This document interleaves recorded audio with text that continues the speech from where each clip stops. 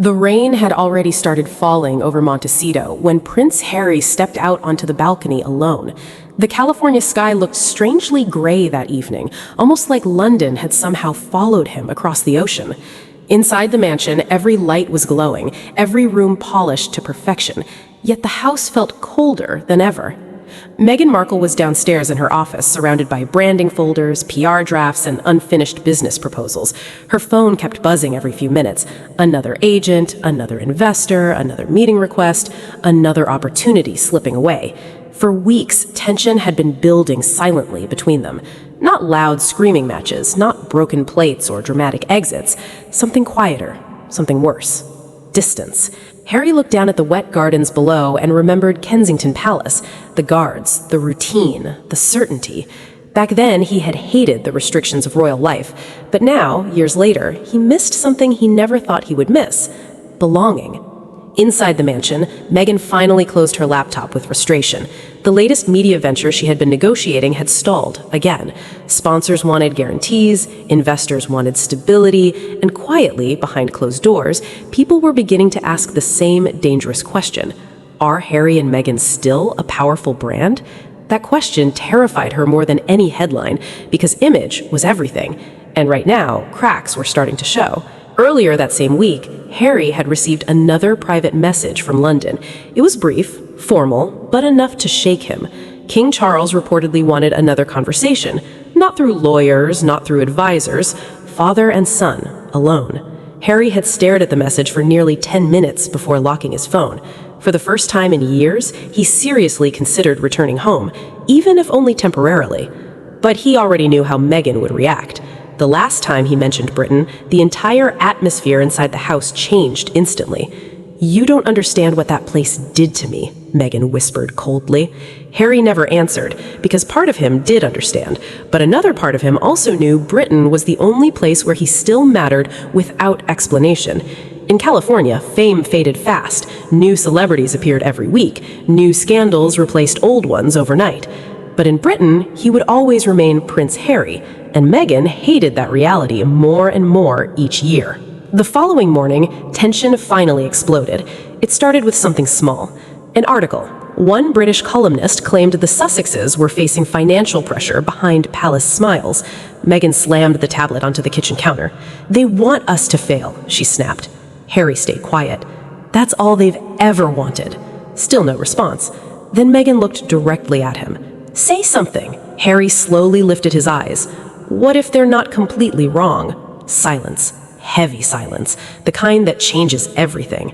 Meghan stared at him in disbelief. "You think we're failing?" Harry rubbed his forehead tiredly. "I think we're exhausted." That answer hurt more than anger ever could. For several seconds, neither spoke. Then Meghan walked away. But the argument didn't end there. It followed them through the entire week. At charity events, they smiled for cameras. At meetings, they held hands. On social media, everything looked perfect.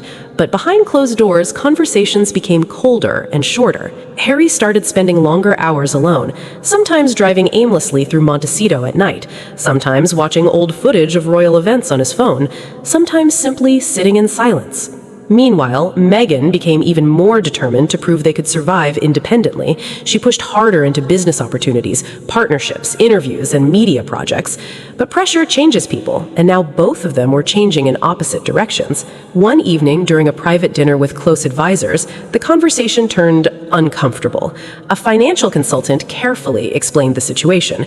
Security costs had increased again. Legal expenses remained enormous. Multiple projects had underperformed expectations. Future deals were uncertain. The room became painfully quiet. Then came the sentence nobody wanted to hear. At the current rate, adjustments will eventually become necessary. Adjustments, a polite word for sacrifice. Harry leaned back silently, but Meghan immediately pushed back. "We are not downsizing." The consultant hesitated. "I'm simply saying long-term sustainability matters." After the meeting ended, Harry remained seated alone at the table long after everyone left. He remembered something Queen Elizabeth once told him years ago. "Freedom is expensive, Harry. More expensive than most people realize." Back then, he never understood those words. Now, he did. Days later, rumors intensified again in the British media. Reports claimed Harry privately missed royal duties.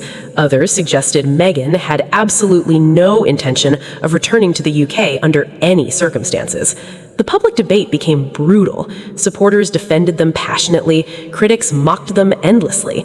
And somewhere inside that chaos, the marriage itself became trapped. Tom Bower appeared again in interviews, repeating his belief that the couple were now heading towards an unfortunate crossroads. Angela Levin made similar comments.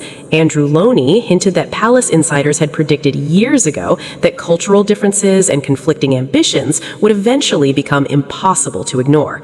For Harry, hearing these discussions felt humiliating. For Meghan, it felt personal. One night, after another exhausting media cycle, Meghan finally confronted him directly. "Do you regret leaving?" Harry froze. Rain hit the windows outside. The question hung heavily in the room. Finally, quietly, he answered, "I regret how everything happened." Meghan looked away immediately, because deep down she knew that was not the same answer. Over the next month, they began living almost separate emotional lives inside the same mansion. Harry focused increasingly on private conversations with old friends from Britain. Meghan focused increasingly on rebuilding her independent identity outside royal headlines. The distance grew invisible, but undeniable. Then came the charity gala incident. A high-profile fundraiser in Los Angeles was supposed to relaunch their image publicly. Cameras flashed everywhere as Harry and Meghan arrived, smiling together. But insiders quickly noticed the tension. Their interactions felt rehearsed, careful, controlled. At one point during the evening, Harry reportedly disappeared outside alone for nearly 30 minutes. When he returned, Meghan asked sharply, where had he gone? Just needed air. But his expression said something entirely different. Later that night, while driving home through silent California streets, neither spoke for almost 20 minutes. Then, Harry quietly said, "I miss my family." Meghan stared forward through the windshield. "And what about me?" Harry closed his eyes. "That's the problem. I don't know how to have both anymore." That sentence shattered something between them. Not instantly, not dramatically, but permanently. After that night, even their closest circle reportedly noticed the shift. Harry appeared emotionally drained. Meghan appeared increasingly defensive. Every public appearance became another performance designed to silence rumors. But sometimes, the harder people try to prove something, the more obvious the truth becomes. Back in Britain, palace discussions reportedly continued privately. King Charles still hoped for reconciliation, Prince William remained deeply skeptical, and Harry remained stuck between two worlds. One world offered identity, the other offered independence, but both demanded loyalty. Meanwhile, Meghan faced her own fear. Returning to Britain meant returning to judgment, criticism, headlines, and memories she desperately wanted to escape forever. To her, California represented control. In Britain, control never truly existed. Months later, during another quiet evening in Montecito, Harry stood once again on the balcony alone. The same rain, the same silence. But this time, something felt different. Not anger, not resentment, just exhaustion. Inside the mansion, Meghan was on another business call, discussing future projects, future partnerships, future opportunities. Always future. But Harry could no longer stop thinking about the past. And somewhere between those two directions, their marriage slowly drifted into uncertain territory. Not collapsing,